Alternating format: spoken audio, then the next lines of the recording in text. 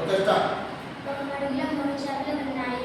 అందులో ఒక దాని పేరు దీర్ఘదర్శి, మరొక దాని పేరు రత్నపాలి, ఇంకొక దాని పేరు దీర్ఘదర్శి. అవి ఆ మడుగులో సుఖంగా కాలం గడుపుతుంటే వేసవి కాలం సమీపించింది. ఇది గమనించిన దీర్ఘదర్శి తగిన రెండింటితో ఈ మడుగు చాలా చిన్నది, వేసవిలో ఎండిపోతుంది కనుక ఎప్పుడు ఎండిపోయి పెద్ద మడుగులోకి వెళ్ళిపోదామంది. ఇది విని రత్నపాలికి వేసవి వస్తే ఈ మడుగు వెళ్ళిపోతుందని ఎలా చెప్పగలం? ఒకవేళ ఎండిపోవడం నిజమైంది, అప్పుడే ఏదో ఒక ఉపాయం తోచకపోతుందా? ఇప్పుడు ఈ మడుగు నిండుగా ఉంది, ఎప్పుడో కష్టం వస్తుందని ఇప్పుడు ఈ మడుగు విడిచి వెళ్ళడం మంచిది కాదు అంది.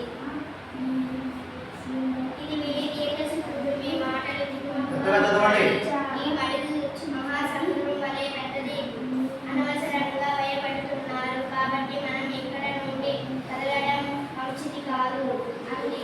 దీర్ఘదర్శికి మాటలు నచ్చలేదు. వేసవిలో ఇక్కడ ఉండడం అపాయకరమని అనుకుంది. దీర్ఘదర్శి వెంటనే మడుగులోకి నీరు వచ్చే పిల్లకాలువలోకి ప్రవేశించింది. అక్కడ నుండి పెద్ద కాలువలోకి, దానిలో నుండి సముద్రంలా ఉండే ఒక పెద్ద మడుగులోకి ప్రవేశించింది. ఇక్కడ